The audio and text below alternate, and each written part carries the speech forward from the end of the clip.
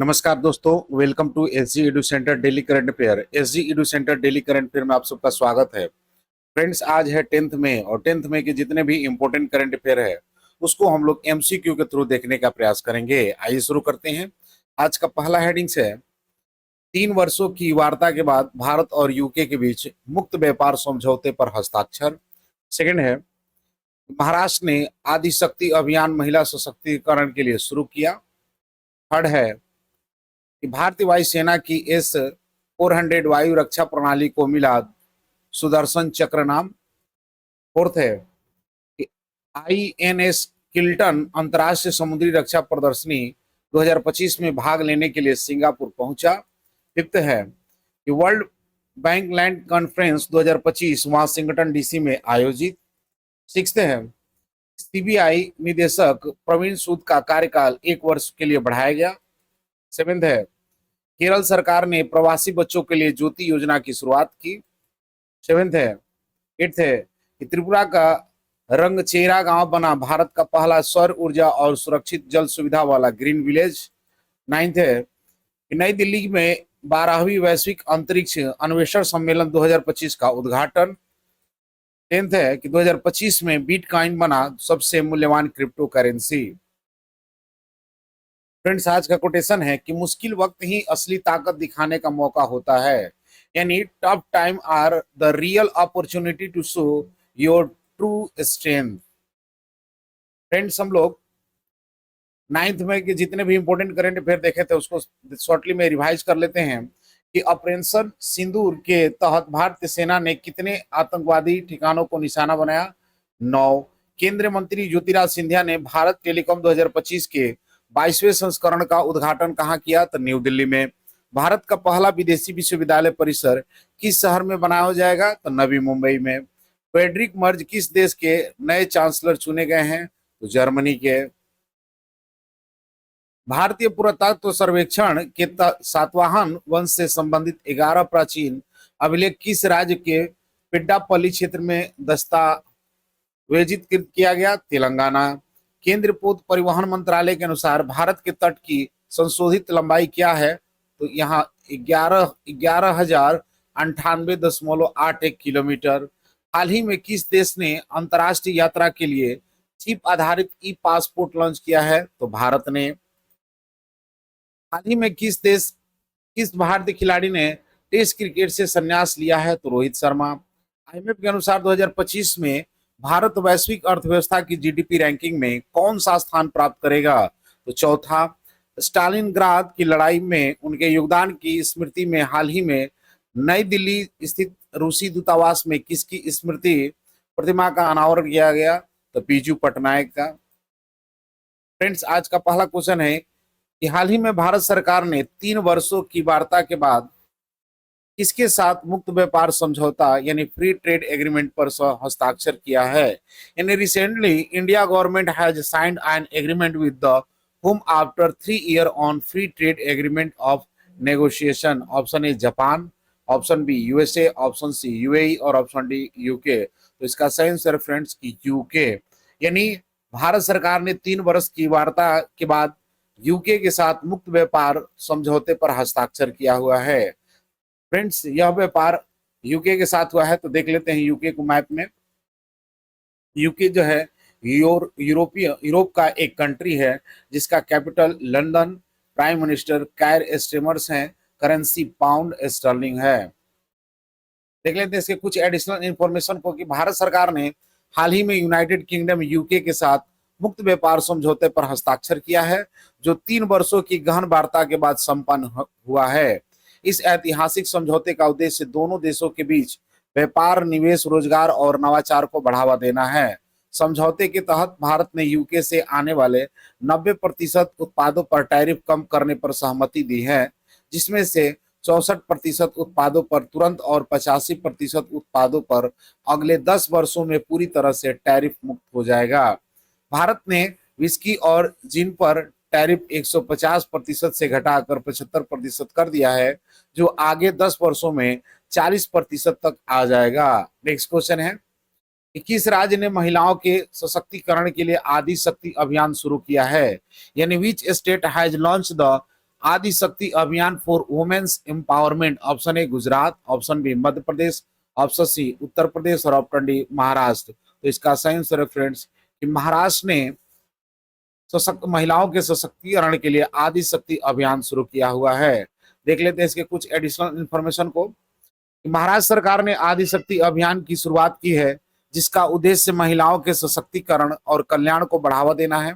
यह अभियान अहिल्याबाई होलकर की 300वीं जयंती के अवसर पर शुरू किया गया है, जो महिला नेतृत्व और सामाजिक सुधार के प्रतीक मानी जाती हैं।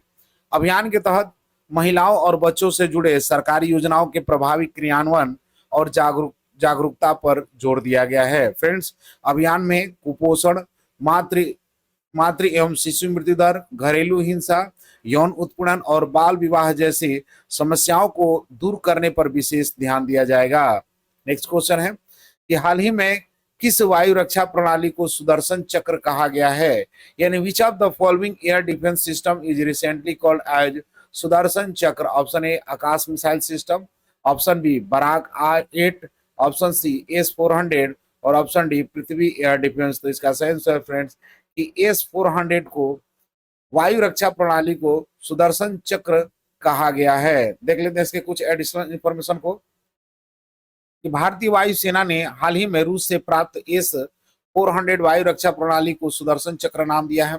सुदर्शन चक्र नाम हिंदू पौराणिक कथाओं से लिया गया है, जिसमें यह भगवान विष्णु का शक्ति अस्त्र है, जो सटीकता और गति के लिए प्रसिद्ध है। फ्रेंड्स, S-400 प्रणाली 600 किलोमीटर तक के क्षेत्र में 300 से अधिक हवाई लक्ष्यों को ट्रैक कर सकता है और 400 किलोमीटर तक के दायरे में किसी प्रकार के लक्ष्यों को नष्ट कर सकती है।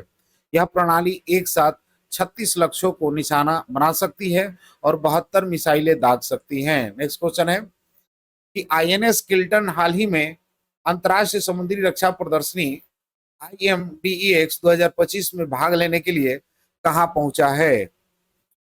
यानी where has INS Kiltan recently reached to participated in the International Maritime Defense Exhibitions 2025? Option A Malaysia, option B Maldives, option C Singapore और option D none of this. तो इसका सही आंसर है फ्रेंड्स कि सिंगापुर। यानी INS किल्टन हाल ही में अंतर्राष्ट्रीय समुद्री रक्षा प्रदर्शनी 2025 में भाग लेने के लिए सिंगापुर पहुंचा हुआ है। फ्रेंड्स, देख लेते हैं इसके कुछ एडिशनल इंफॉर्मेशन को कि भारतीय नौसेना का युद्धपोत INS किल्टन हाल ही में सिंगापुर पहुंचा है, ताकि वह अंतर्राष्ट्रीय समुद्री रक्षा प्रदर्शनी IMDEX एशिया 2025 में भाग ले सके।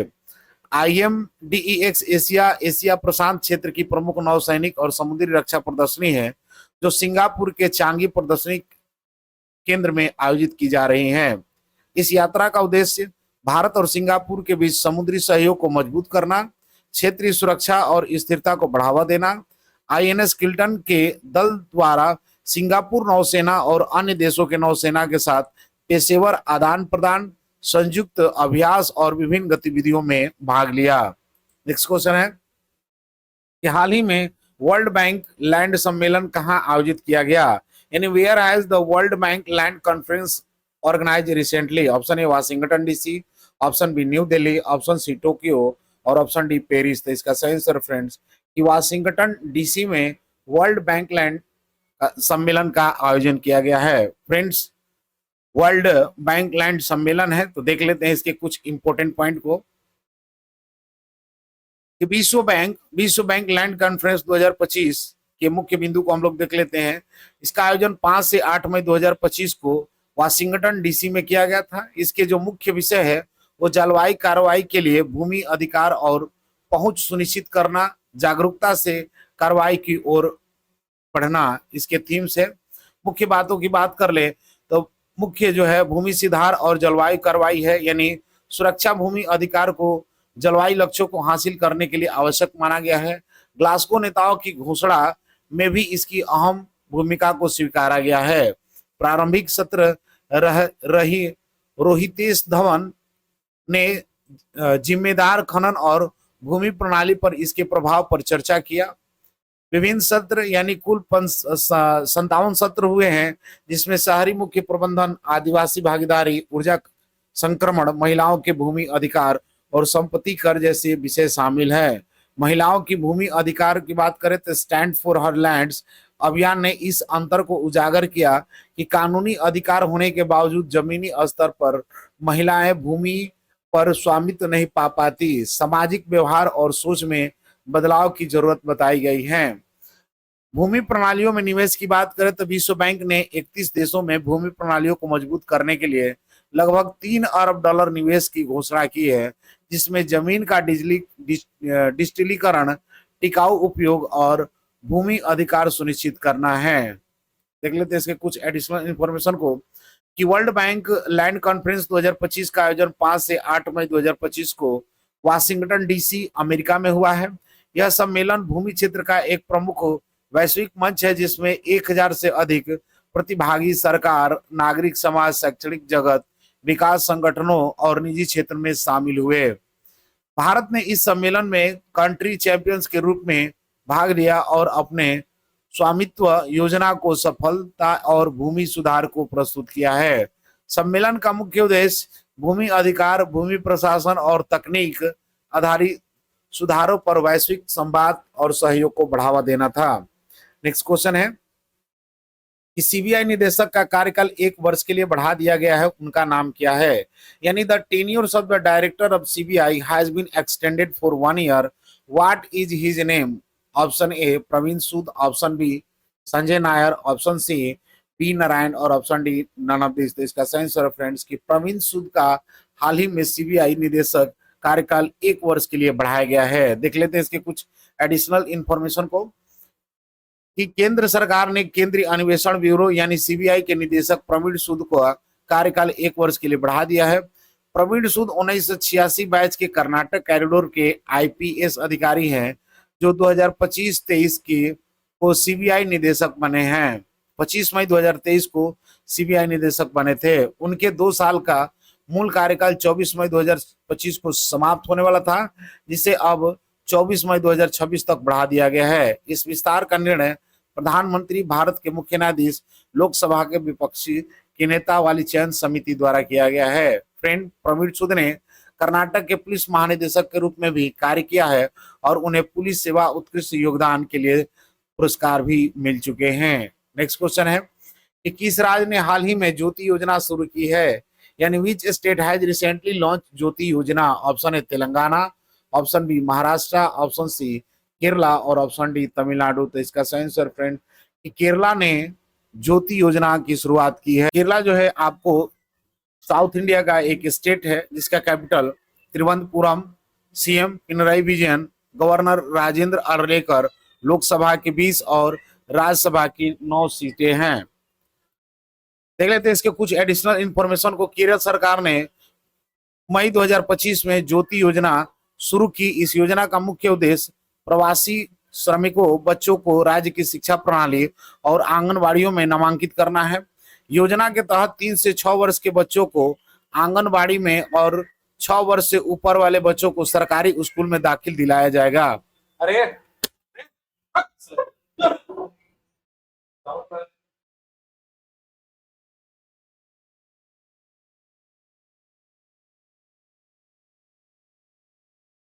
देख लेते हैं इसके कुछ एडिशनल इंफॉर्मेशन को कि केरल सरकार ने मई 2025 में ज्योति योजना शुरू की है। इस योजना का मुख्य उद्देश्य प्रवासी श्रमिकों के बच्चों को राज्य की शिक्षा प्रणाली और आंगनबाड़ियों में नामांकन करना है। योजना के तहत 3 से 6 वर्ष के बच्चों को आंगनबाड़ी में और 6 वर्ष से ऊपर के बच्चों को सरकारी स्कूल में दाखिल दिलाया जाएगा।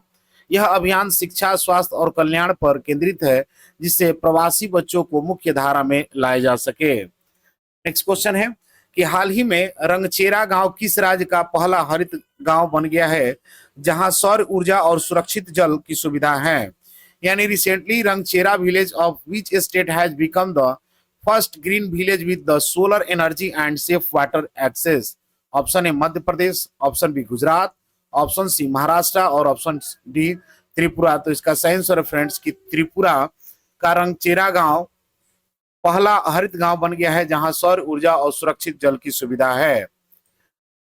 नेक्स्ट क्वेश्चन है, देख लेते हैं इसके कुछ एडिशनल इंफॉर्मेशन को कि रंगचेरा गांव त्रिपुरा राज्य में स्थित है। यह गांव हाल ही में भारत का पहला ग्रीन विलेज बना जहां हर घर को सौर ऊर्जा और सुरक्षित पेयजल की सुविधा उपलब्ध है। इस पहल का उद्देश्य ग्रामीण क्षेत्रों में स्वच्छ ऊर्जा और जल सुरक्षा को बढ़ावा देना है।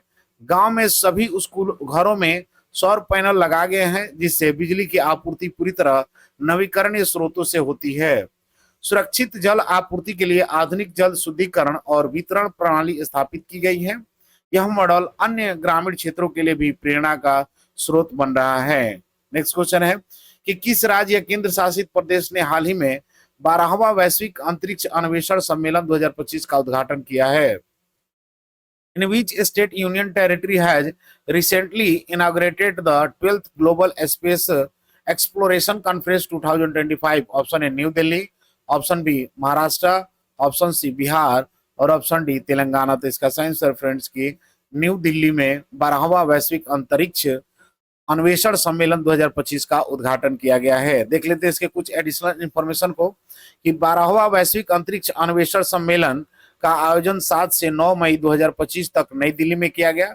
इस सम्मेलन का उद्घाटन प्रधानमंत्री नरेंद्र मोदी ने किया।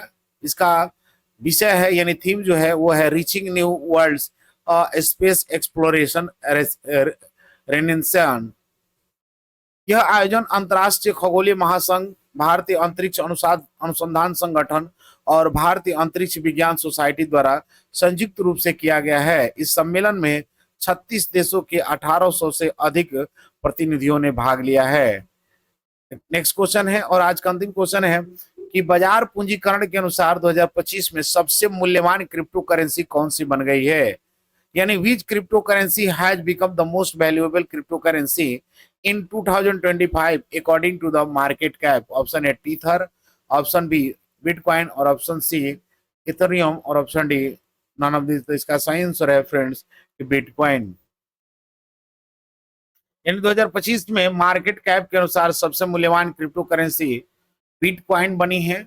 मई 2025 तक बिटकॉइन का मार्केट कैप 1.92 ट्रिलियन डॉलर है, जो सभी क्रिप्टो करेंसी से सबसे अधिक है। बिटकॉइन को डिजिटल गोल्ड भी कहा जाता है। इसकी कुल सप्लाई 21 मिलियन कॉइन तक सीमित है। बिटकॉइन के बाद दूसरे स्थान पर एथेरियम और तीसरे स्थान पर टेथर है। फ्रेंड्स, लास्ट वीडियो क्वेश्चन था कि स्टालिनग्राद की लड़ाई में उनके योगदान की स्मृति में हाल ही में नई दिल्ली स्थित रूसी दूतावास में किसकी प्रतिमा का अनावरण किया गया? तो इसका सही आंसर है ऑप्शन बी बिजू पटनायक की। आज का क्वेश्चन है बाजार पूंजीकरण के अनुसार 2025 में सबसे मूल्यवान क्रिप्टो करेंसी कौन सी बन गई है? Option A Tether, option B Bitcoin, option C Ethereum और ऑप्शन डी इनमें से कोई नहीं। फ्रेंड्स, इसका आंसर कमेंट बॉक्स में जरूर दें। मिलते हैं अगले वीडियो में, तब तक के लिए जय हिंद।